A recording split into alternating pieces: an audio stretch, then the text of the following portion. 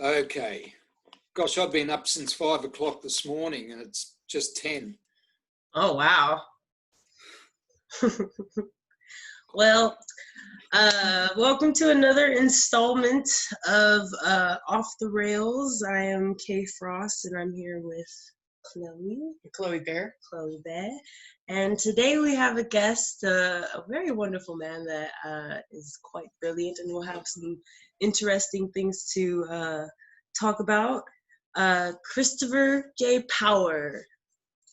Hello there. It's my real name, yeah. Hello. Yes, very powerful indeed.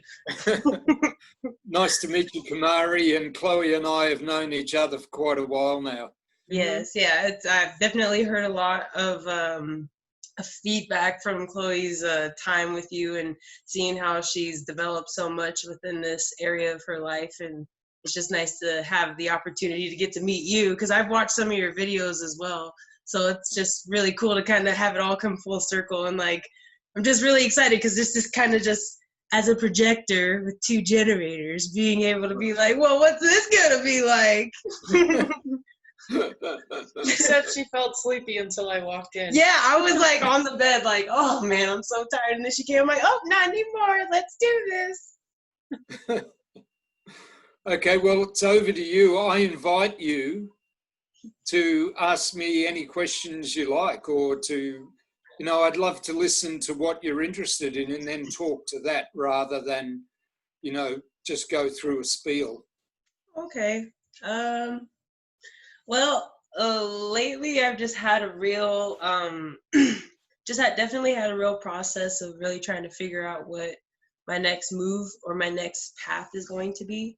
I'm turning 26 next month, so I've just had a lot of, thoughts about like, well, what is my life supposed to look like, or what is it that really is going to make me happy? Because, as you get older, you don't want to let so much of the time that you've had, with the programming that happens in life that we attach ourselves to that ends up not being who you are. I was just spending a lot of time like, deprogramming just so I can really get to that point of being as authentic as possible, because when you're not coming from your place of authenticity, it's just very boring and life can feel pretty hopeless, especially with all of the stuff that's happening in the world and how the climate can, tend to ride you a little bit. It's like now's the time to find purpose for me. So that's just really what I've just been focusing on. Is like, it's not just you. It's now, let me just reframe something that you said, because you said I'm doing a lot of deprogramming. I like to call it reprogramming, because when you're a child, an adolescent and a young adult, if people don't provide you structure, you get much more messed up than if they do. Right? Like, assuming the parents are, not abusive or whatever, it's better to have parents than not. Right. Because people who lack parents tend to have more problems. Right?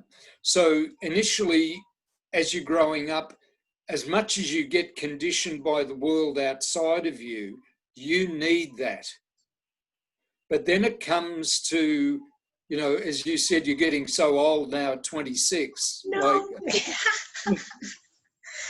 Like, to me being 71, that looks like, oh, yeah, right. But you're getting to the point, people don't really grow up these days or they're not even really fully ready for it until their mid-30s. Right.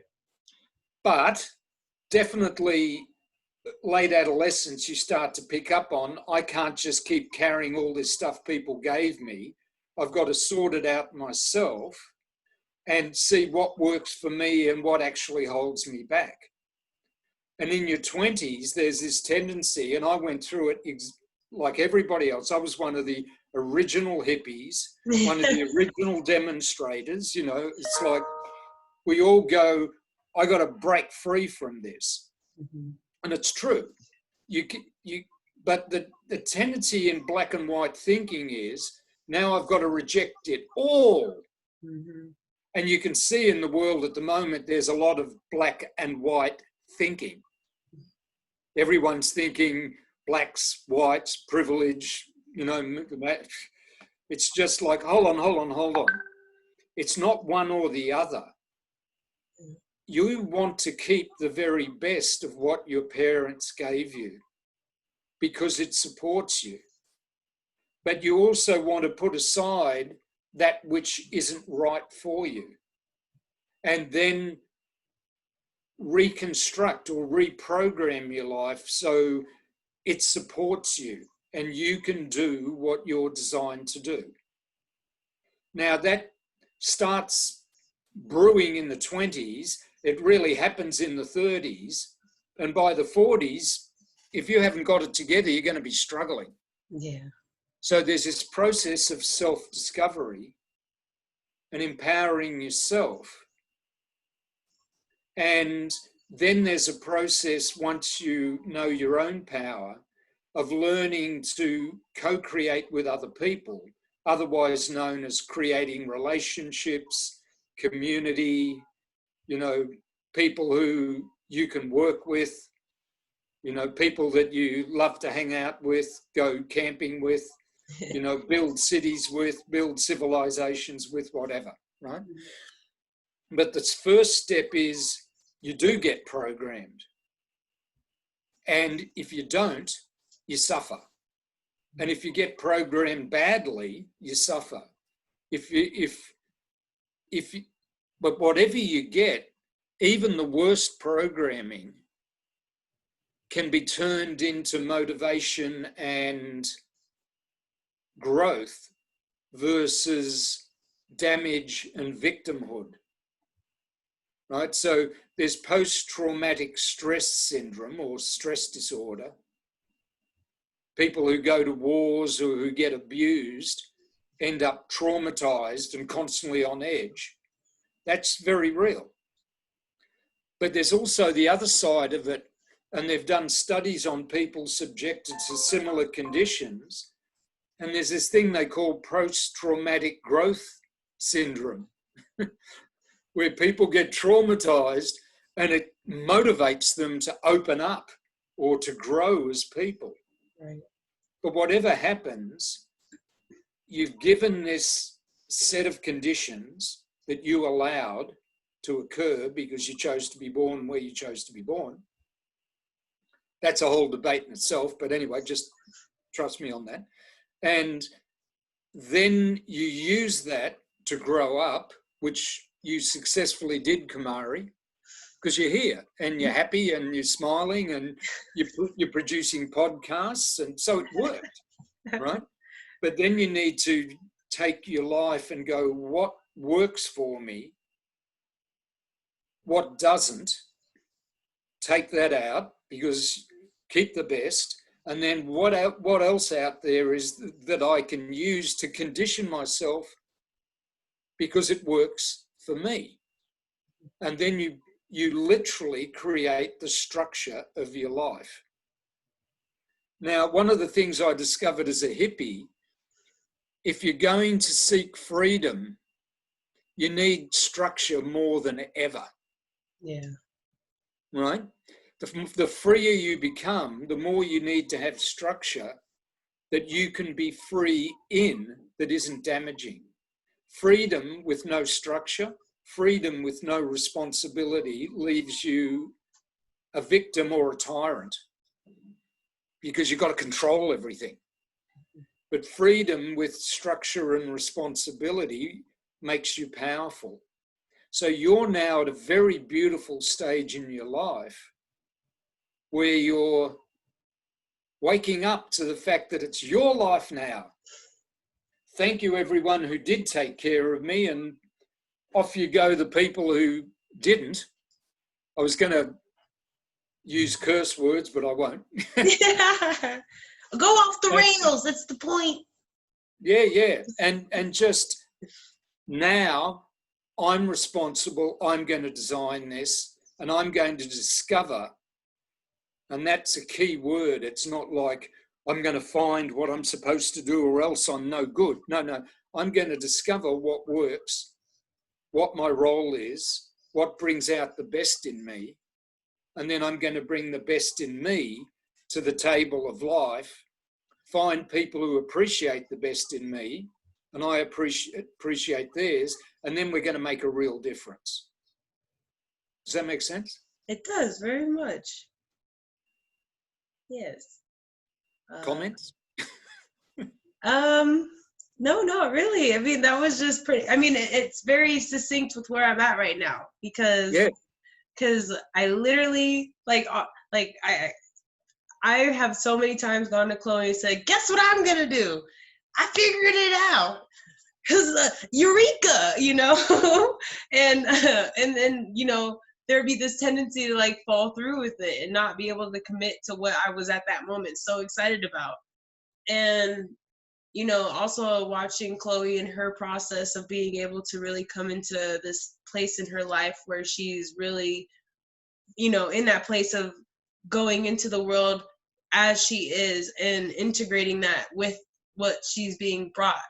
And I'm also like my peers are in that stage in their lives already where they are in themselves and they're moving forward in that direction and making their impact. So it was just mostly the fact that the influence around me of seeing people already in that place, it's like I mentally associate with that, but in my time with where I am in my life, it's like obviously my process still has yet to get there. So there would be the tendency for being impatient. So sure. Well, yeah. There's something else. I don't know how much you know about human design, but I won't even use the language. Zoe's designed to generate energy and to work. She needs to use that energy up. She needs to go out into the mountains or into the desert and just, you know, vibe off the desert and burn up the energy. Mm-hmm. And 67% of the world are like that in different ways. You're not one of them. Right. Your role is to guide people like Chloe and me and other people so that we use our energy successfully. So when you wake up with these, wow, I got this great idea, right? And then a couple of days later, I haven't followed through on it because it was a great idea that you were meant to give to someone else who would do the work. Oh, right. Okay. You see what I mean? Yeah. So, makes sense. Yeah. So you go, why aren't I working at it? Because it was a gift for somebody else. That's really interesting. Yeah. If you look around you, take some time over the next couple of weeks just to look around you and go, when I have these bursts of inspiration, who was around me? What was going on? Was I watching TV? Was I with Chloe? Was I with this? Was I with that? Who was there? And then see if you can match that burst of inspiration with what that situational person needed at the time. And then you'll go, oh, the real question is that person open to me guiding them? Now, there are two things that will help you with that. One, did they ask you in one way or another, even if they're just sitting there listening, you know, because they're asking you to talk? Or did they actually, what do you think, Kumari? Or, what's the other one? Are you at a point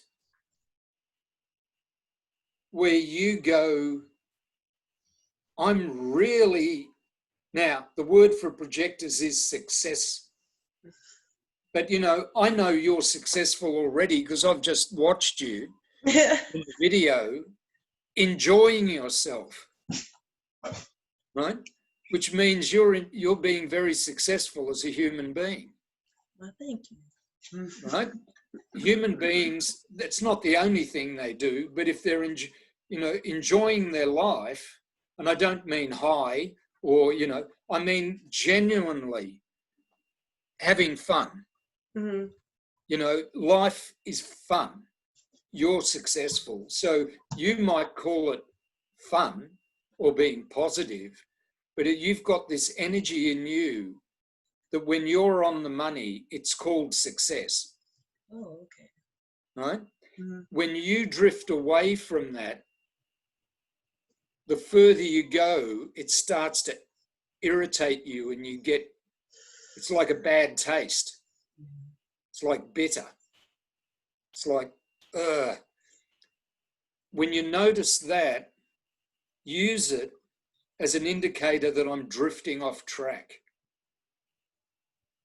And then go, okay, stop. Are they open? I'm trying to help this person, but they're not open.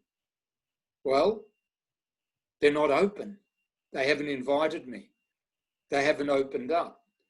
I'm putting all this energy into something that isn't receiving me. So get out of there and come back to success. It's not that you lack success. It's they're not open to guidance on being more successful at the time. Now, you might see it as them rejecting you, but that doesn't mean anything about you. It's about where they're at. You see what I mean? So if you feel like I'm over brimming with success, you can ask them to invite you. There's no rule in the book says you can't ask people to invite you. I've just had this real insight to your life. Would you be interested in knowing about it?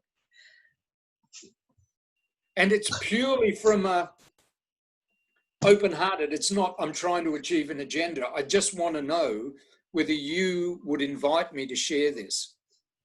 It's just checking so that you don't put your energy into something that'll burn you out. You follow? Yes. And the other thing, that was a bit I forgot just before, the other thing that'll tell you is your instincts. You make decisions instinctively. It's fascinating watching you on the video because I have several clients who are very much this way, and they've made decisions about things before they've even known they're making decisions, like, oh, Chris is a great guy. It's like, you've only just met me. How did you know that? Because you decided in the first seconds. One, like someone in the forest who's been threatened by a tiger, you don't have time to go and, should I run? Put her outside. Or it's more like you run or you're dead. You've already decided, I like this person or I don't. Right. Right? And that'll guide you as to whether to share that enthusiasm. And you'll know, are they open? Are they receptive? But the way to frame yourself is you are an extremely individual person in your design. You're a very unique, you're very individual. None of your channels at all have got anything to do with anybody except you. But you think I know what that's like. Yeah. But you're that way. This is the paradox. You're designed that way for others. In other words, the best thing you can do for others is totally be yourself. It's going to seem like paradoxical. It seems selfish, but it isn't. I'm designed to do what I want in my own way, to think my own way, to come up with my own ideas, to know things, to have real, I know what's going to thrive and what's going to help and what isn't instantly. And I know it's going to help me or not. And then from that point, you can then go, well, if they're not going to listen to me, I'm not going to tell them. It's that simple. Which saves you a hell of a lot of time trying to push against people who aren't receptive. But the people who are open to you, hey, I've got this insight, do you want to? And they go, yeah. And it's like you can just do your own thing unapologetically. And what you're doing is showing them how to be successful as an individual. Oh, wow. By being a successful individual. Now, they don't have to be successful your way, but they've got, like a child with a parent or something, they've got something to measure it against. Mm-hmm. Right? This is how to be a successful, this is an individual who's successful. I could learn something from them and then apply it in my own way.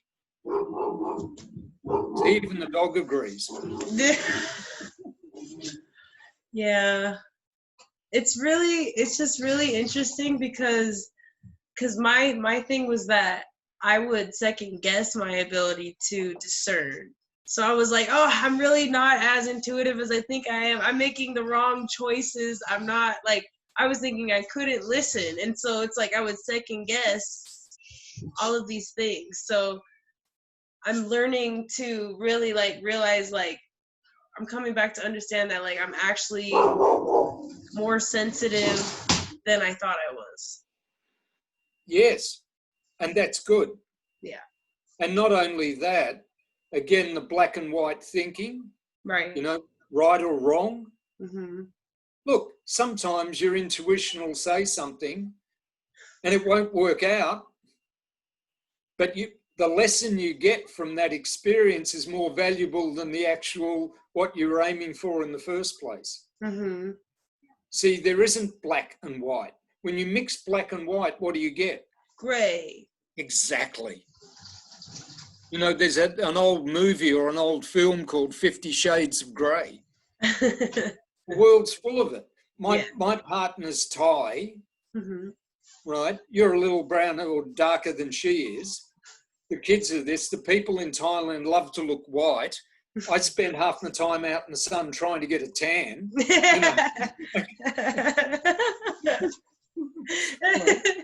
You know, it's just like, no, sometimes the right thing is to get it wrong. That's actually a really good point that you said that, because I've come to the place also too of, like, not being afraid to fail anymore. It's like I want to fail, so that way it's just the fact that I'm trying or even putting forth the effort, because it would be like I would be in the space of, like, talking myself out of even making the move or even trying, and being afraid of the potential for failure. But again, it's not failure, it's growth. And being able to know, like, sometimes you have to know what you don't want to know what you do want. And by you not moving at all, that's not any growth. So life, again, becomes very dull. So just getting into that place where you just have the faith, so to speak, of knowing that wherever you end up going, you're going to end up moving forward regardless. Yeah. I couldn't have said it better, you know, and seriously, there's nothing more I can say. You know, you've nailed it. So what's the next topic? I don't know. Do you have anything that you'd like to expound upon? Or Me expound upon? Oh my God! Or were you talking to Chloe? Well, either one. I mean, I'm just kind of wanting to also just, like, see how your dynamic is with each other and what you guys kind of talk about, because Chloe's the only other person that I really get to talk about human design with, and Okay. I've learned a lot based off what I've been able to get from her and through her process of being able to give it the way that she does, because how she translates information to people is so unique depending on the person.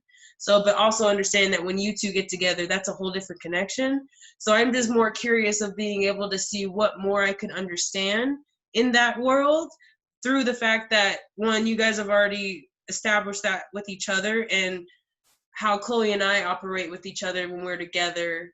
It would just be an opportunity to be able to tap into that channel and be able to experience what that's like, working with someone who is, like yourself, more experienced and understanding of how to really talk clearly instead of having to explain yourself along the way. Wow. Anything you want to say on that, Chloe? Or That was a lot. All I know is after we booked everything, I threw together your composite charts, and I really liked what I saw. because you guys have all the centers connected. You still have a split. And I was like, well, it might be fun for me to just hang out and provide a bridge for that split if need be. But I wanted to see your dynamics because of the 9 and 0 aspect. Since hypothetically there's no room for any of my centers to butt in. I was quite curious. Yeah. Well, look. We have some friends that are a 9 and 0, and when they are together, I definitely feel that there's no room for me to really enter in any of their conversations. There is room, but it's like small doors into a big amphitheater, rather than, you know, I'm out in the desert and there's so much room to move in. You know, it's like where people have all 9 centers defined. My sister does. The client I was speaking to just before this podcast does. And they're about 0.2% of the population. Wow. Right? That's 2 in 1,000. They're very rare. But everyone needs to be able, has something they're designed to do, and everyone has a way they're designed to receive the support they need to do what they're designed to do. We all need to give. There's an old saying, it's better to give than receive, but that's only half the truth. It's better to give than receive, and in order to give, you must know how to receive. Oh, that's like you can't give love if you don't know how to take love. Yeah. Well, let's put it really down on the ground. Think of giving as masculine and receiving as feminine. Yeah. Right? If you're going to do something, right, it's better to use male energy than female energy. Mm-hmm. Hold on, I haven't finished. But in order to be male, you must know how to receive female empowerment. And that applies to men and women, but it also applies within each individual. Your masculine energy is strong, but the feminine energy is the source of all power. Now everyone goes, that's not true. Women have been disempowered, denied. Yeah, that's the cause of half the havoc in the world, or most of it. Women are the source of power. Men are stronger than women, but you try and get a man to give birth. You know, women are powerful. They're creative. They build life and give birth to life. You know, that's real power. Right? Men are strong, but the role of the woman is to empower the man to do whatever he's truly designed to do. Okay? Yes. Now, how can a woman empower a man unless she's the source of power? And to do whatever he wants to do, well, you'd rather he do something he wants to do than do something he doesn't want to do and hate you for it or hate life for it. That's when men get destructive. And the role of the man is to support the woman fully, 100%, not 99, fully in her creativity. But men cannot support women until women empower men. We just can't do it. We're not that powerful. We're strong, but we're not that powerful. You need our strength to support your creativity. That heals you as women. But we can't go anywhere without your power. And it's the same within us. There's a part of you that's receptive, that's feminine. And that's where your power lies, in opening up, in being vulnerable, in being receptive, in giving birth through creativity. And there's a part in every human being that's masculine, that's strong, determined, action-oriented. But if it's not doing what it truly wants to do, it's going to be crazy, destructive. I don't know. I know it's I don't know. I guess that's just interesting because you can definitely totally see how that literally plays out in the Matrix, so to speak, with like extreme forms of feminism. It's like, oh, you hate the man, this and that, but it's like you're using your masculine to impose your ideas and the fact that how much you hate it. So it's like you're very masculine right now, if I should say. So it's like you're just a whole contradiction. You should probably go take a nap. Amen. Amen.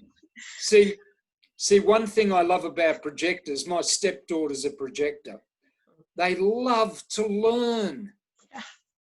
And they're very good at learning very fast. That's the best description from a woman I've heard about the problem with feminism. That's just, it's so clear. It's like you'll never be successful empowering yourself as a woman by trying to destroy men. Right. Right? Chauvinism is denying feminine energy and castrating masculine energy. Because when the feminine energy is denied, the men don't have any access to their power. So there's a whole program I'm looking at putting together called Bringing Men and Women Back Together Again. And I've been seriously thinking about this only the last couple of days. I said, I know so much about how masculine and feminine energy work together, not only about it, but how it actually works with maps. And these are the qualities that make women so powerful. And I've been going, I'll bounce it off you, because I've been going, I want to do this program and I want to teach only women about the feminine, which sounds like ridiculous. What's this man trying to teach women about the feminine? But I only wanted women in the group who want to help and work with other women or do women's work in some way or another. Mm-hmm. And I want to teach them everything I've learned, but they've got to agree to apply it to something. Well, either working together as a group or whatever. Well, it's the yin and the yang aspect, because it's that little dot. You're the little dot, the little bit of that, so to speak. It's the creative and the logical side. So women to have a tendency to be more emotional, more intuitive, not just as the feminine aspect goes. Yep. And the way culture is, the man is the intellectual, science, philosophy, things like that. The ability to conceptualize without having the attachment of emotion. So I think, again, Chloe and I are able to be in that feminine space, but have that ability to have that intellectual understanding and perspective. So it's like the bridge. It would be like us teaching a men's class. Like we're the feminine, but then at the same time, like we can intellectualize on that level. Like you're very connected to yourself and your inner feminine. So it would be a mesh opportunity to basically allow yourself to be relatable, but then you would provide that outside perspective that they need to conceptualize. Because you basically have to, it's the give and take. And I think that perspective is the masculine energy that would balance it out. Because again, sometimes when you have women who are trying to teach other women, they tend to idolize the woman because they want to do that. And then that's where that competition comes in.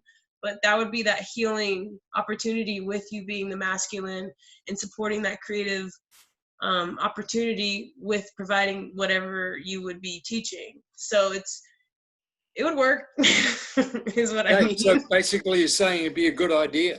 It's a good idea. Yeah, I would approach it as, there's all these feminine empowerment groups that are only women. Yeah. It's time to get out of the cave and start reapproaching the man. Yeah. We've had our time in the red hut. No man is allowed in the red tent.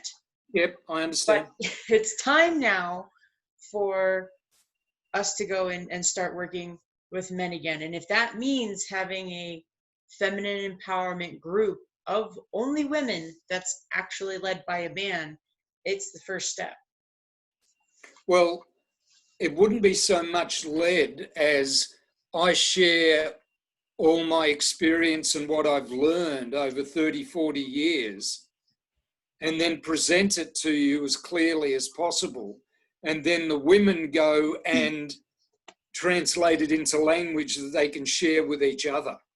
Sure. Mm-hmm. See what I mean? And Yeah. then the women can share it.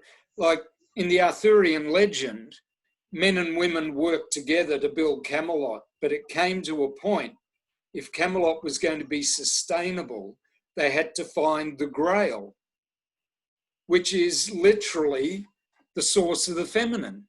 Mm-hmm. And they had to go, and there are 9 aspects of women that work with the Grail. And so 5 knights went on a journey. 4 of them either found it and lost their power or, got lost. And then one of them found the Grail and brought it back. And that's what gave the sustaining, nurturing energy of the feminine to the kingdom to keep it going long term. And within that is a symbol like the Grail. Even at the end of sporting matches, the final at the end of the year, they hold up, we've got the cup. It's just like, good. We'd put all this work in and now we've finally got some recognition of the feminine. Or some empowerment from the feminine. Have you ever seen men more happy? No. Well, what I was gonna say about that is it's really sweet when you look at if you really want to break it down, because that's that dynamic of the mother and the child, and the fact that we all come from a mother. So again, with the way culture is, we repress that. So we repress where we come from. The mother that loved you when you were a child, you then learn, you then tend to look at as something other than what you would honor and respect. So it's like that whole idea of just having the ability of having that nurturing, loving, feminine presence, it touches that inner child, that innocence in all of us, and just brings us back to that place that only a mother's love can bring you to, really. Well, let me share something I've experienced personally in Thailand, where I live, when I'm not here, locked down, right? The elders are treated with absolute respect. You don't have elderly homes, where you push off the parents. And I've seen groups of maybe 30 Thai people in a family, from kids to the grandparents. And they're all standing around, and there's a chair at the center, and in there is sitting the grandmother. And she is the center of the whole family. And there's a 14-year-old boy. He's growing up, he's strong. He's got like a military haircut. He's a real boy's boy. And his job is to angle the fan so grandmama never gets too hot. That's his role in the family. And he treats it with absolute respect. I've had my stepson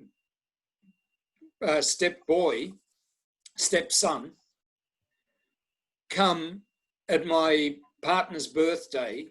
He came and put a garland around his mother and then bowed 3 times at her feet. And she pointed to me, and he came over and bowed to my feet 3 times and hugged me. Now, Australia, America, I was so blown away and touched by that because of the respect for the elders and especially the elder women, as well as the elder men, but the elder women are the source of power. They're the guides. And that's been lost. And it's not just lost externally, it's been lost within us, because I talk to you, Kumari, and every now and then this old wise woman just speaks through you. Okay, your body's 26, I've said that. right? But there's wisdom within you that comes from the wise woman within you. And when you speak, it's exceptional. It's extraordinary. Well, thank you so much. Right? Now, the 26-year-old's going to go, but the moment there comes a moment for you to speak from that deep feminine ancient wisdom. The shy girl, the muse, the young fiery woman, right? She just retires and lets the elder in her speak through you. And that can happen. The thing that's missing so much is teenagers and 20-year-olds and 30-year-olds haven't been taught not only to respect it externally, but respect it within themselves. Mm. That there is wisdom in them. They've never been treated by their elders as being wise because their elders are off in nursing homes. Right. My first marriage ended in a divorce in a big Catholic family. Wow. My grandmother had 13 children. They were extremely Catholic. My dad was the 11th. I got divorced. He didn't know what to do about it. So one day, without telling me, we went to a family gathering, which is always hundreds. And he took me into a room with my 95-year-old grandmother sitting in bed. You know, she died 2 years later. She was treated in the Irish family as like God. You know, he took me in. I said, "What are we doing here?" And he said, "Sit down." And then he ran out of the room. and there I am alone with grandmama, right? And I'm going, what am I doing here? And grandmama sits up in the bed and looks over at me and says, "Is it done?" And I go, "What? You know, your marriage is done." And I went, yeah, it is. Now, she's a Catholic. She's had 13 children. She's encouraged everyone to be Catholic. Divorce isn't normal or even acceptable. And her response at 95 was, she said, "Is it done?" And I said, "Yes." And she said, "Okay, off you go." It was like, why make a fuss about something that's happened? You know, it's done. Yeah. That's the wisdom. That's beyond even culture. But when cultures respect it, they get access to that wisdom. Right. Right? Now, American culture is really behind on that level in a lot of places, particularly in a lot of education. You know, in Europe, it's a little bit more. In Australia, it's pretty bad. You know, they get sent off to, you know, occasionally it's good, but it's not so good. In the Middle East, it's like we need to get that back, but it's going to be the women who are going to discover that and take feminism from competing against men to owning its power. You don't have to find your power out there. You need to find it in here because it's already there. Right? Owning the power and then going, okay, let's find some men who really know what they want to do and support them, empower them, because they will support us in being creative. Now, that's something I discovered in Thailand that I hadn't found anywhere else, because that's what I'm blessed within my life. But that, yeah, okay, who cares about me? The people are worried about themselves. Everybody needs to find that. You know, you're a projector. You're here to make sure we find it successfully. Right. Chloe and I are generators. We're here to put our energy into things that we believe are going somewhere. so that they get there. There are other people who are designed like manifestors to get things happening, and then manifesting generators to keep them going, to get them happening and keep them going. And there are people who are just mirrors. You can look at them and find out, you know, when you look in the mirror, you see where you're really at. And that's part of human design. Is just, it's a system, and it's a science, really. And it doesn't apply to everything, but what it does apply to, where it could really help you, is operating in the physical world as who you really are, and making sure you can bring your spirit and your soul into the world the way only you can do it. And for someone who's as individual as you are, Kumari, that's like music. You mean I can be myself and not feel guilty? Absolutely. But so can everybody else. And if you get caught up in the technology, look, for the nerds, that's great. But for everyday people, if you want to know how to operate and be yourself, and even use your weaknesses as your greatest assets, human design is fantastic, but it's very customized and very personal. And then you discover everyone's different. Doesn't matter what color or race or culture or anything they are. Right. Everyone's unique. Right. Because again, it's just interesting because we get so like especially when you were talking about like taking the empowerment for the feminine, like taking the power back, and the thing is like the person that's screaming the loudest isn't always the one that is the bravest anyway. It's like a cry out for help, so to speak, you know, because because coming from a place of logic, it's like you can't get what you want doing that. And especially if we quote unquote live in a man's world, you know, you can't just, you know, cut that out and just think that you're going to know how to run things around, because then when you're presented with the opportunity to be like, okay, fine, what do you want? I don't know. I'm just here I'm with them. I thought they seemed like they had a cause. I had nothing, my cats, I had nothing better to do, you know, so. That's what I was doing when you were, well, a little earlier than your age now, in my early 20s. Right. Because you ask most people what they actually want, they can tell you about what they don't want. Right. But they can't tell you what they really want. I've done this with people who've been complaining bitterly about how I did something. And then I said, well, how do you want me to relate to you? And they went, that had never occurred to them. They're like, what was that? Did you hear that? What's going on? They were just going, don't do this, don't do that. You're bad doing this. It's just like, how would you like me to? And it's, I don't know. I mean, we're talking about something that's so core. It's very simple, but the simplest things are the most advanced.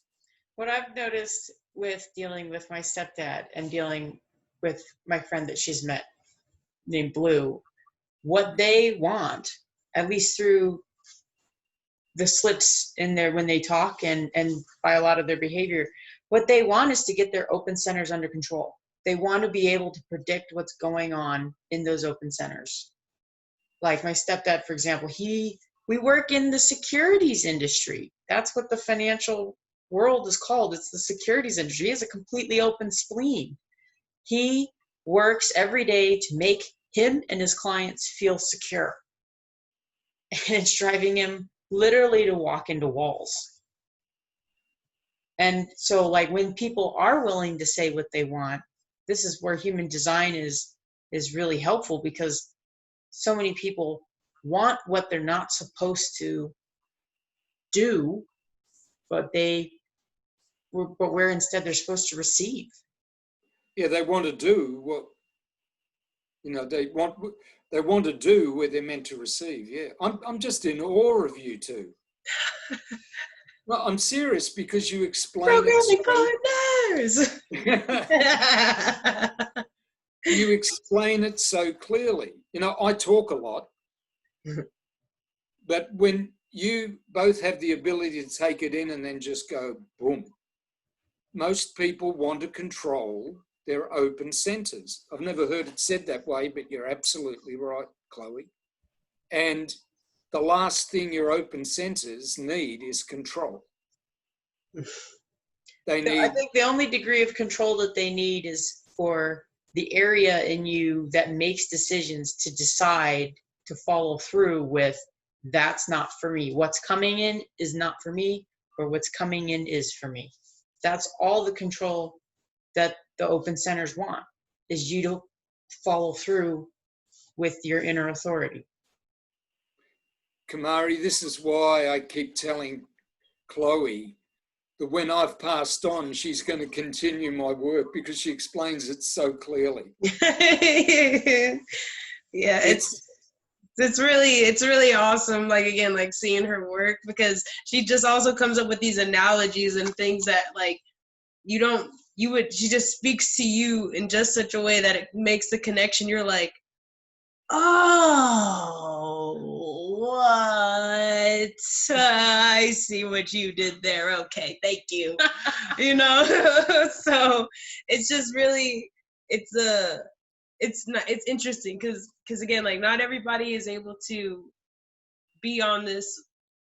Is not everybody's on the forefront of this movement, so to speak, of and just this way of how to navigate in the world.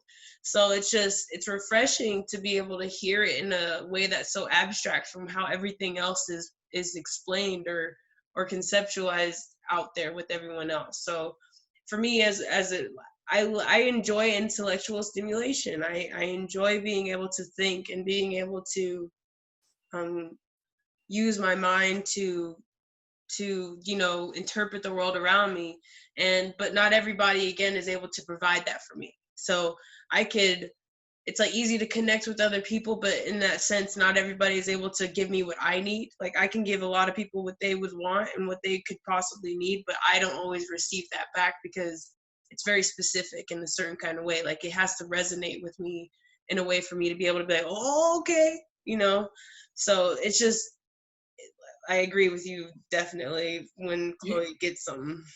Yeah, you just described your human design chart, the top part of it, perfectly.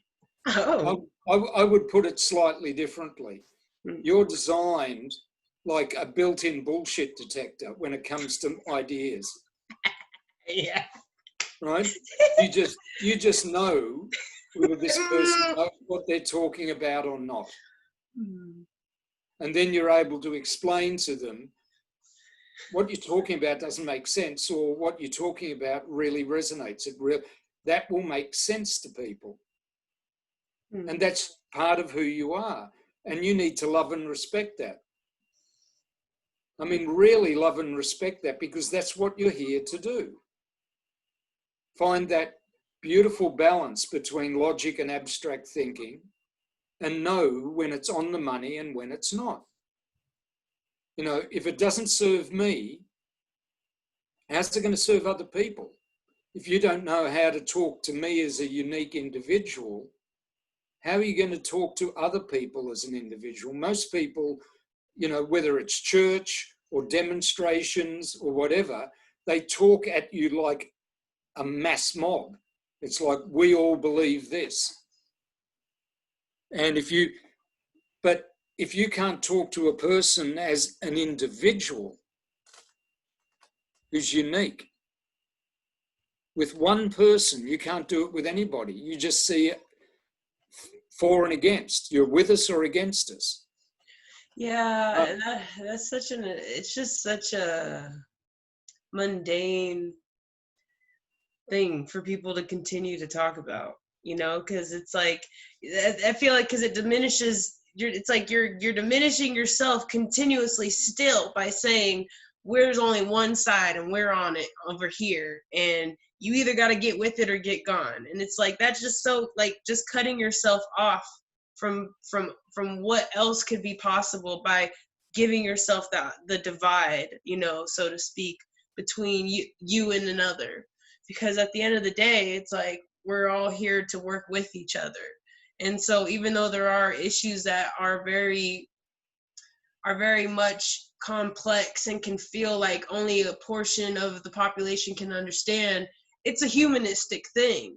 It's a spiritual thing, which is why it's so hurtful, because it's a deep core understanding that we all can register on. And when someone doesn't, it goes against your nature, and there's something in you that tells you that. But we think of it as, oh, we're associating it with it because the mass majority that feels like this looks like me, versus the person over there who did it and they don't look like me, so they don't understand. So it's just, I don't know. I just think sometimes people just get wrapped up in what everybody else is talking about, that we don't really listen to the inside perspective that's really what's speaking out against it. You know, like just that opposite perspective. Maybe there's a reason why there's the divide, because there's a part of the world that is more open to receive what the real hurt is that we're experiencing as a collective. Let me show you something. Part of the reason, you're absolutely right, part of the reason is people still don't get what we're capable of doing when we honor our differences and use them as assets. Okay? So I'm going to give you a very simple numerological, astrological example. Right? So you're, Kumari, a Cancerian at birth, aren't you? Mm-hmm. Triple, okay. And Chloe, what are you again? I've forgotten. I was trying to remember. Capricorn, okay, great. So you two are opposites, right? Cancer is number 4. Capricorn is number 10. What's the difference between 10 and 4? 6. 6, okay. So that number 6 describes what's different about your personal energies. From the sun sign, that's 70% of your energy. So that's the biggest difference you have to deal with, right? So what does 6 represent? Well, it can represent criticism, analysis, logic. It can lead to conflict, or the realization that it's all about love. And I don't mean it's all about love. I mean, the bottom line, what makes things work is when there's love involved. That's what makes relationships work, raising children, building a business work. So the difference is you two can clash about the way you work together. Like, I would do it this way. Well, I'd do it that way. Well, that's different, right? So you can address that to see your differences. You've said today, I love the way Chloe analyzes things. It's amazing. You're going, she works differently than me, but I find it exciting. And she says, I love the way Kumari looks at things because it's different, but it's practical. I know Chloe fairly well. It works. It's practical. You know, there's no BS there. She's a Capricorn, you know, 8-10 thing right? You're a Cancerian. Oh, it so emotionally moves me the way Chloe does things, right? But a lot of Capricorns and Cancers end up fighting about different different ways of making things. I don't like the way you raise the kids. Well, I don't like the way you treat them either. And they end up having a divorce. Or the business has to work this way. It's got to be perfect, and this is the way I do it.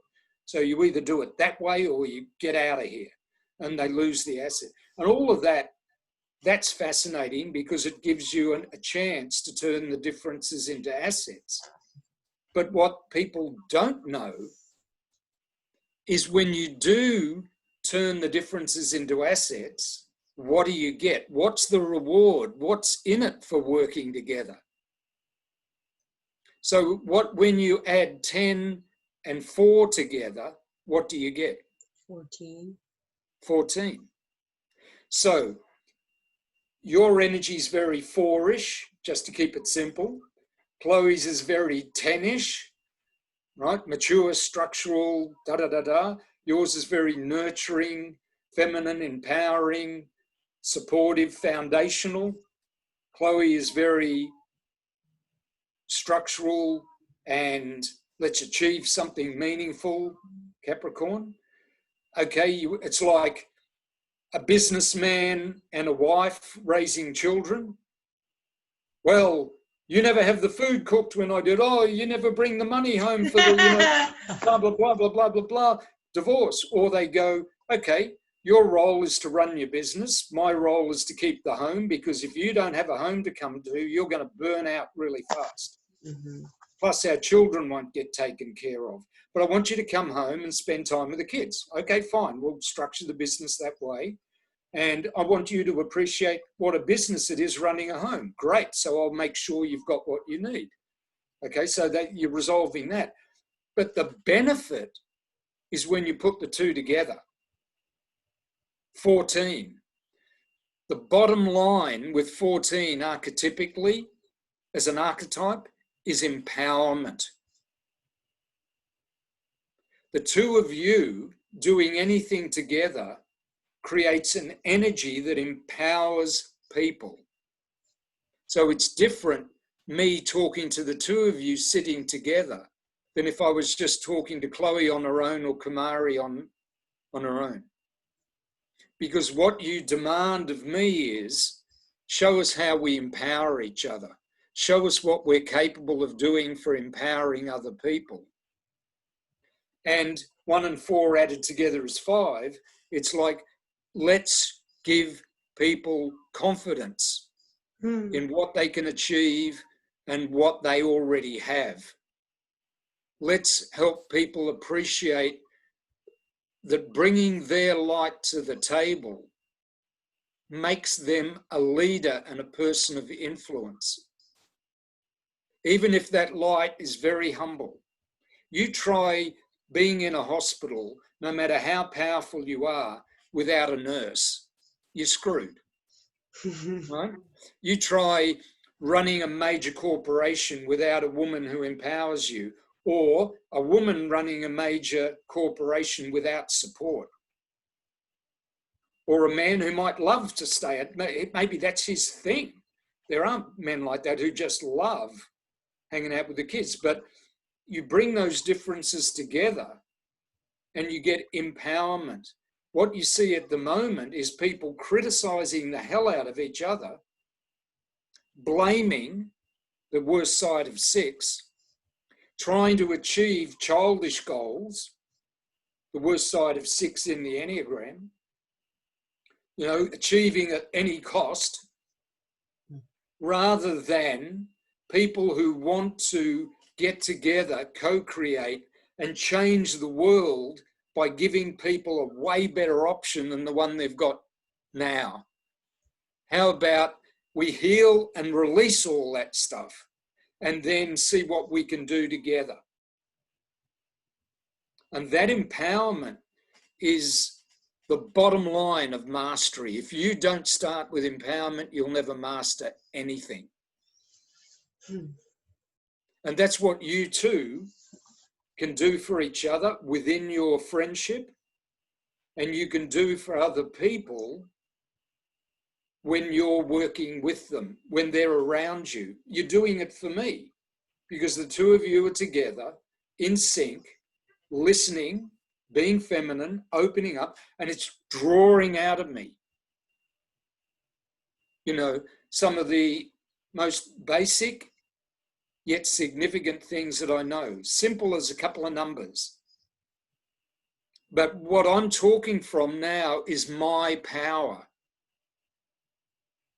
And if that stimulates in another person who listens to this, or into the two of you, or in me, owning my power just because someone did it and 2 women supported it, then that plants a seed. And the time we're in is not harvest. This is seed planting time.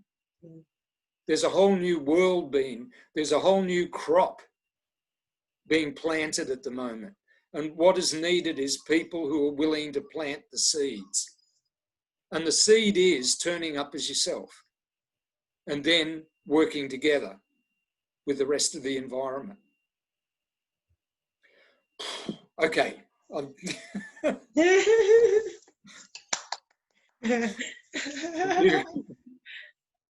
Well, you two made it possible because my design responds to what's happening. So this is a reflection of the two of you. Because if I'm working with people who don't want to be disempowered, I still do my best, but boy, the resistance and it's so much easier with people who are willing, going, come on, empower me, so I can be more empowering. When someone wants to grow and wants to change, and particularly as an elder now, because I'm 71, there's no way I can avoid it, even though, people say, oh, I wish I was younger and that. This is fantastic being the age I am. But as an elder, you want to pass it on. Mm-hmm. You want to share it and you want people to receive it and then do their thing with it. Not just follow your instructions. There's part of us all that wants to protect the people we love by, well, do what I tell you to do, but eventually you've got to let them go and make their own mistakes and, you just have to. Yeah. But for an elder to be respected and listened to, it gives them a reason to live and it gives them life and it fulfills their purpose. And to have younger people than me do that is life-giving. I feel honoured. I feel like I'm fulfilling my actual purpose now. I'm alive right now. One day I'll be gone, but right now this is what life is about: giving and receiving, sharing and loving. So thank you very, very much, both of you, so much. Well, thank you very much. It's very a great privilege to be able to receive what you're willing to give, and I'm very grateful to have the opportunity to do that with you. And thank you for inviting me to such an opportunity. Well, look, see, right at the moment, the young woman, the mature woman, and the elder woman are all in harmony in you right now. So you look 26, but you're just vibrant. You've got all that fire of youth and all that wisdom, and you're just starting to blossom as a woman, but they're all at the same place simultaneously. I don't know whether it was Chloe or someone said to me lately, the now includes the past, present, and the future. I think it was you, Chloe. You did. The now includes the past, present, and future, and you're right in the now at the moment. Yay!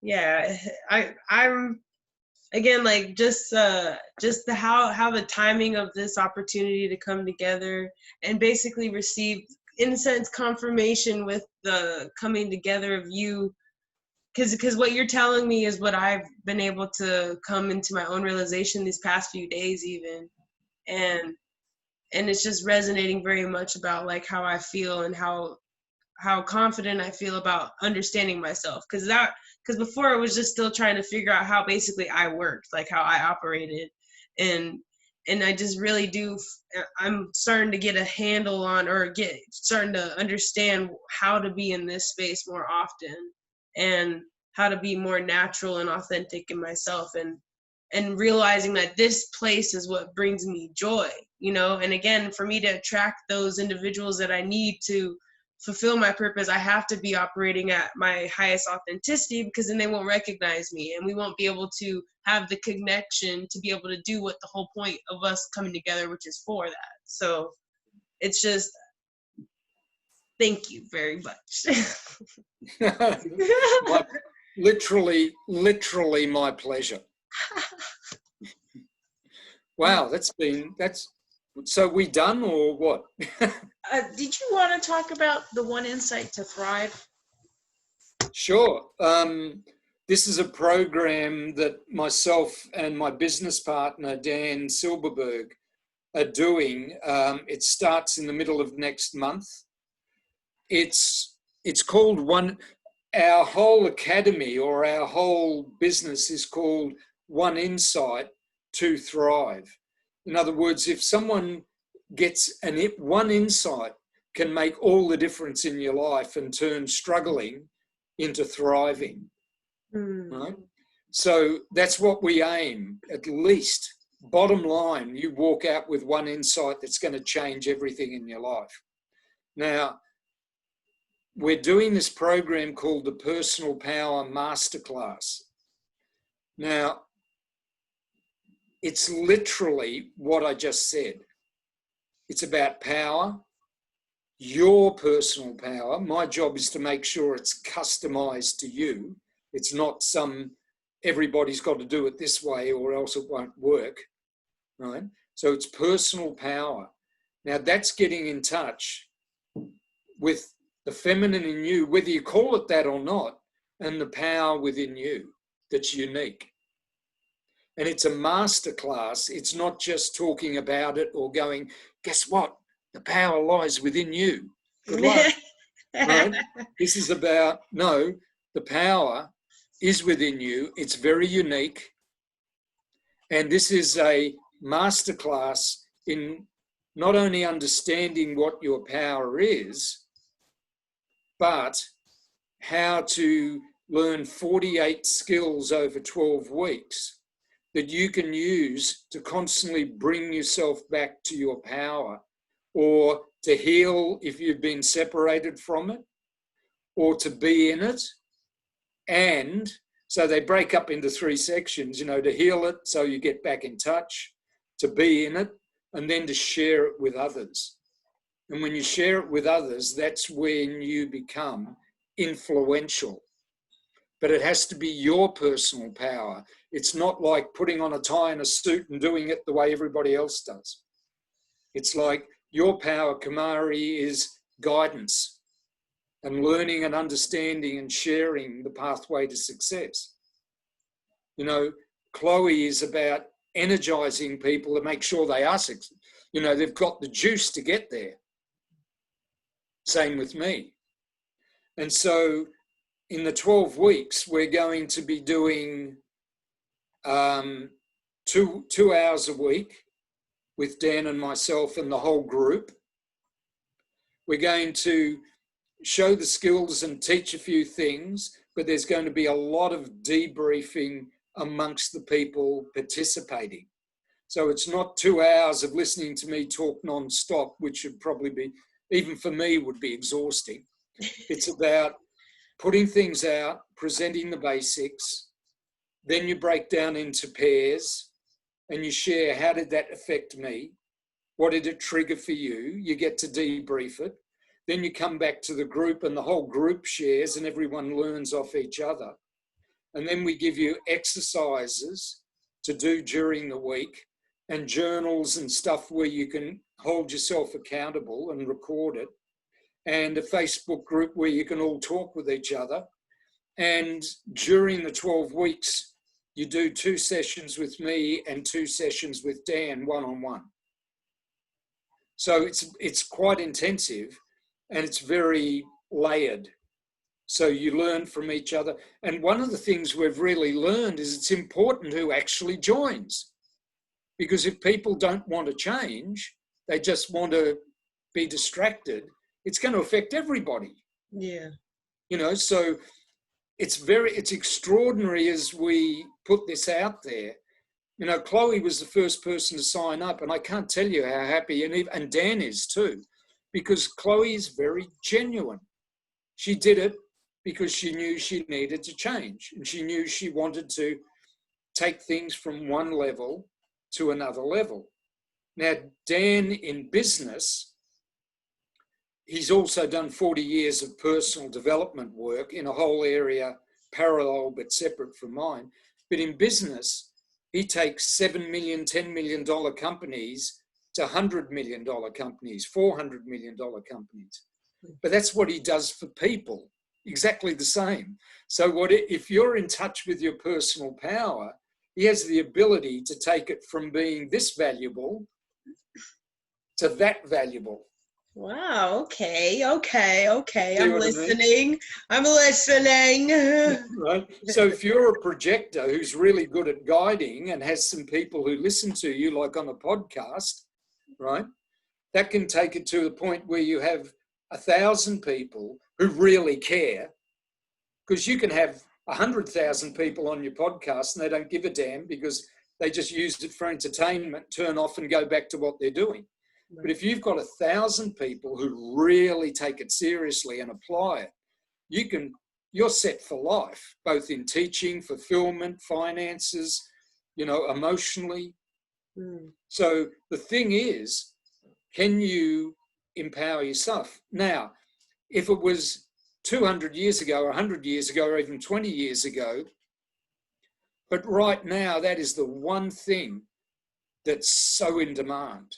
Right. Is people stop looking for power outside of themselves and find it within them, and then come back and work together. That's actually a really good, I like that a lot, because I do have these tools available to be able, and knowing that I'm meant to guide, but just instead, when you don't have the people that are basically inspiring to help them, how do you know what it is that you can continually draw from to help guide others, or if yourself? Like, for me personally, like, again, I have this podcast, but it's sometimes hard to think of like what I could be talking about that other people would want to be interested in, or what I could even find important to speak about. And sometimes it's like, am I supposed to be thinking about who's going to be hearing this? Or is it just based off what I feel would be good for me? Like, is everything just based off for myself? Like, what would be good advice for me? And what I would need. I know Dan could help you more, but the first thing that it just strikes me, do what Dave Rubin, Josh Rogan, these people do. Invite really interesting people in. Okay. Interview them and learn from them, and then publish that. There's another guy we're working with, John Martin. He was 300 pounds, way overweight. So what he went and did, and by the way, he's a projector. What he did is he went and interviewed all these very successful doctors and health professionals all around America and overseas. He went and interviewed them, learned everything from them, and he lost something like 105, 120 pounds. Wow. Right? So he not only learned, he applied it to himself. Right. But now he's got 200, 300,000 people on his list because they want to know how they can be successful. Right. Okay. So you invite people that you help you acknowledge their success, learn from it, and then you attract people who want to know how you succeeded being yourself, and bingo, the whole thing comes together. In other words, turn up as who you are. But doing what you're doing, but not going, oh, it's only little. No. Dave Rubin, Josh Rogan, all these people who are great podcasters out there, I remember doing my first ever consultation with one person, first time. I was in a cold place in Australia, so I had this huge woolen jumper on that was way too big for me. I looked ridiculous and I knew it, right? But I sat down, I just invented something to do with numerology, and I did it for this person and they really appreciated it. You just start with one. Now, I don't know how many thousands of people I've done one-on-one consultations for. I know in the last 5 years, I've worked with people for 9 months at a time, probably 50, 60 people. right? And I know at 71, I'm only beginning. It took me this long, but I had to start somewhere. We're seeds. So the thing is, don't discount the little things you do at the beginning that end up down the line becoming massive. And don't discount the number of people like me out there who want to pour water on seeds before we leave. I'm thirsty, hurry. And people, you said, when I was talking about Dan going from 7 to 100, 400 million, you're going, I'm listening. What you were saying is, I want to grow that much, and I want the leverage money gives me so that I can help more people. If you just want to accumulate money, forget it. There are people who've got tons of money and they're not happy. But if you want to use money as leverage to reach far more and to do more, bring it on and have that attitude towards it. Rather than you're privileged, go, how do I get that privilege? What do I have to do? And it's very simple. Just bring the best of who you are to the table, and start small and let it grow. See, that's actually I feel honestly, that's the simple solution to all of this stuff that's going on. You know what, guys? Stop talking about what everybody else is doing. Focus on yourself. Be the best you. And then let's talk about what's not fair. Clean your room. Clean your room. Go clean your room. And then Okay. Talk to me about what kind of games you want to play, okay? There's the title of your podcast. Clean your room. Thank you, because I was honestly thinking about it. I was like, what am I going to call it? No, but look, clean the room podcast, it's just one suggestion. You can pick a better one for sure. But, this is what I'm about. Get your own shit together. And when you look at your design, that's exactly what you're designed to do. Get your shit together and turn it into fertilizer. Yeah. Or, without being so confronting, clean your room. Please clean your room. Please clean your room. No. Clean your room. Okay. No, this is what I'm about. It's just like clean your room podcast. People are going, well, I know I need to do it because everybody does. Yeah. Right? And it's in your face, direct and simple and straightforward. Fair enough. Right? And it's who you are. If you don't have your own act sorted out, if you don't turn up as who you are, you've got nothing to contribute when you come to the table. Right. Coming to the table is friendship, relationship, family, business, politics, research, playing sport, anything where you're involved with other people. Sanitation, delivery. We have the distribution systems now available in the world that no one person in this world ever needs to starve again. So we need to upgrade our distribution systems, not by just giving everybody something for nothing, but making it so that the food can flow to the people who need it. Because that's what where you're going to sell more than when you're selling to someone who actually needs it. That's what I say all the time. I'm sorry. That's what I say all the time. When McDonald's, before they came out with the breakfast all day, even though it was so simple, it's like people want to eat the breakfast menu. You guys would sell more if you would do it all day. And the same thing like In-N-Out.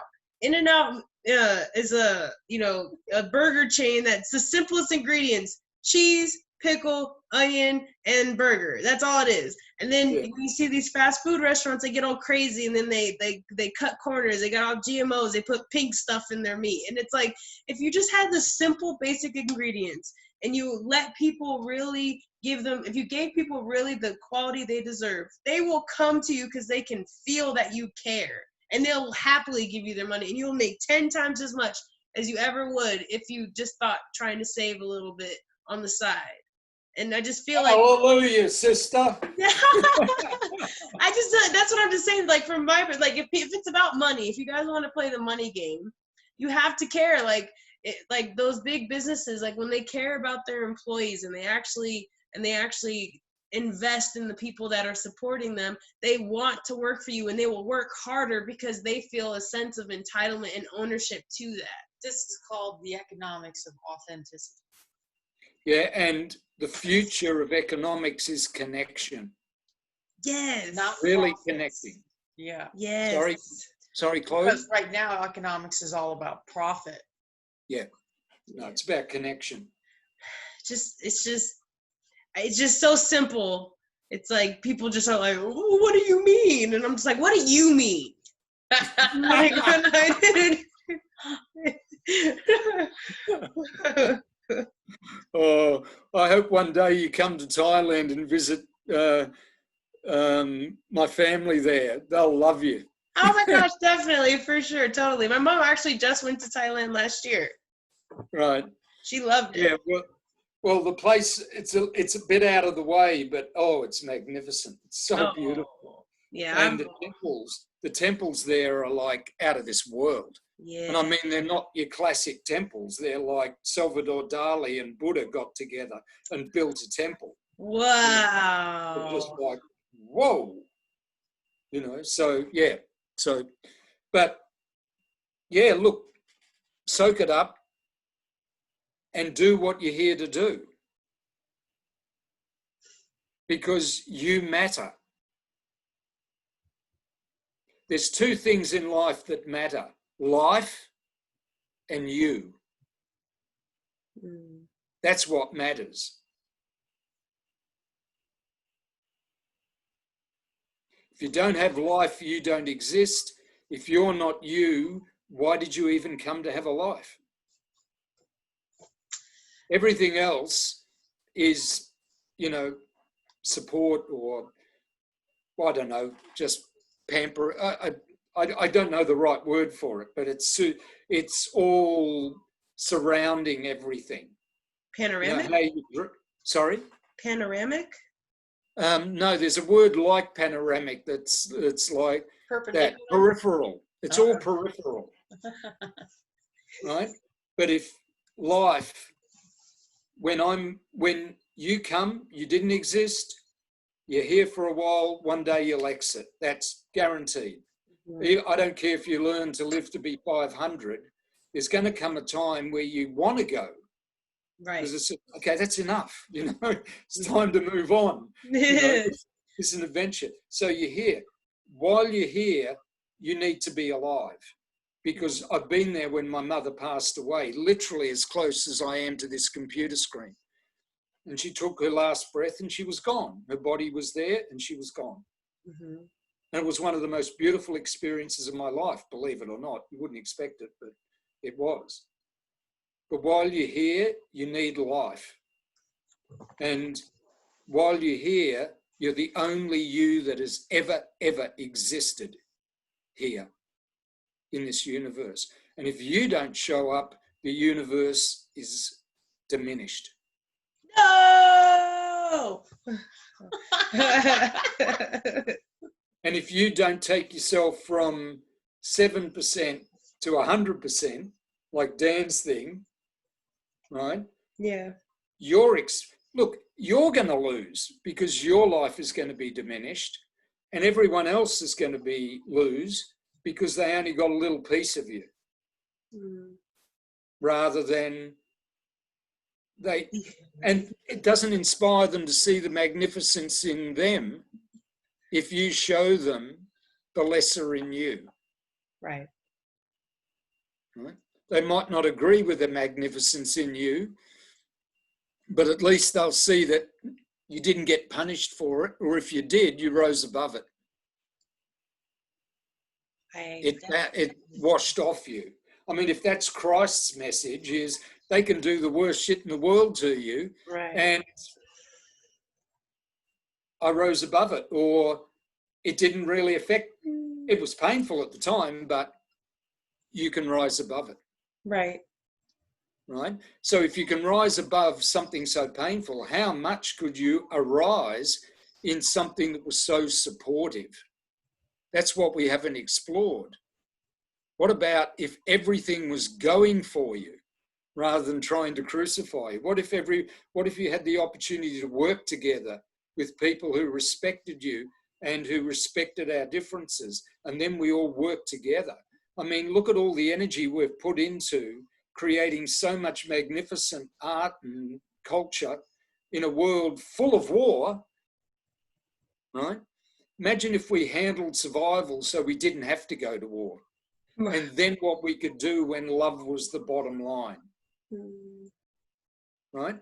And all of that's great theory, but the three of us and anyone listening to this is actually living it. And it's only a choice away from taking it to the next level, and then the next level, and then the next level beyond that. And it's not because you have to prove yourself or anything. It's because who you are already is incredibly magnificent. And if you let it rip, if you let it shine, it will add so much value to your experience and to the world around you. And that's why we did this thing called the Personal Power Masterclass, to help people master that. Now, it's not your cheap thing. It's $8,000 for the 12 weeks, but there's an early bird of $5,000. And that's not for everybody, because some people that's not a problem. Other people, well, I'm scratching to do that. So we've set up an affiliate thing. If people want to bring in people, they bring in a certain number, they can get it for free, or they can hang out, stay in touch with us. And as people become better and better at it, we'll be able to do programs that are available to all the income classes, because the people who invested in themselves early start creating products that are available to everybody. And the best way to make money is to have something at a reasonable cost that thousands and hundreds of thousands of people want. Yep. Like breakfast at McDonald's or whatever, you know. But to do that, you've got to have people in their power. Otherwise, it's only theory, and the world continues to go along the way it's gone along for 8,000 years. That somebody's got to be the seed and grow into what an empowered person truly is, not just theoretically, not just when I meditate, not just when I think the right thoughts, but in every aspect of my life, mistakes and all, warts and all.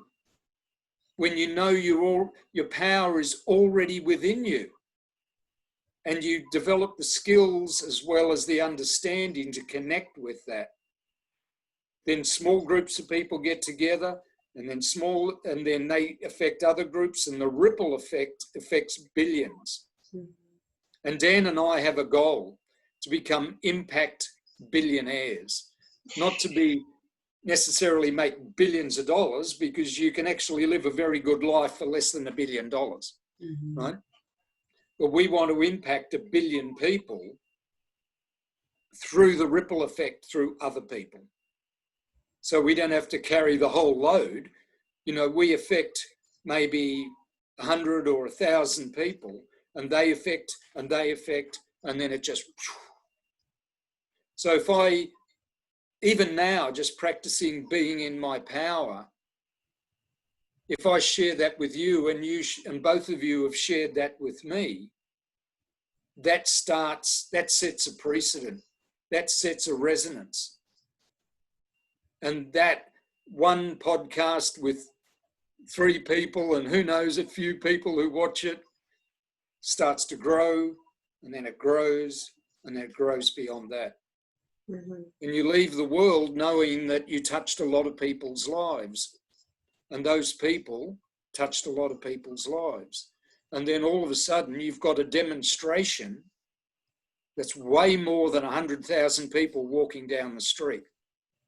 Right. You've got millions and billions of people enjoying their life. And that demonstrates what life is all about. Because there's two things that matter, you and life. And if you enjoy life, you've got it made. I'm going to make that a t-shirt. Send me one. Exclusive on the Off the Rails podcast, and I'll put your name on it and everything, make it look all cool. That's a really good quote. Really good quote. I'll promote it for you, and I want one too. Oh yeah, you get that, and then you get a cut too. It's cool. You get a percentage of a shirt. Be like, yep. See, There we go. We're already creating opportunities of elevation. See, just that's what I love. When inspiration's real, it gets to a point where it starts to manifest, mm-hmm. and it doesn't just manifest as preachy words. It starts to become tangible stuff. Right. And if that speaks to a lot of people want it, and then it becomes part of culture. Mm-hmm. And then that supports people. So the very thing we complain about most, our culture, it can be the very, very thing that supports us most. And all we have to do is what Chloe said, be authentic. That is it. And that's a skill. So that's what the Personal Power Masterclass is about, being authentic. Very awesome. And where can people find this? I'll send you a link, okay. And they can go to a website and it's got all the details there. Would you mind saying your website? It's in Cvent. We've got a website called One Insight to Thrive. Okay. But the person doing it messed it up and put a whole bunch of content in from somebody else. Uh-oh. So we have to clean that up. Okay. Because it's not even our content. And we didn't want it. It was like we said, oh, we like the way they did it. And so they put their stuff in, whatever. Do you think maybe that you would also be able to have a link to that on your own personal website, is it ChristopherJPower.com? Now you're talking. Why don't I?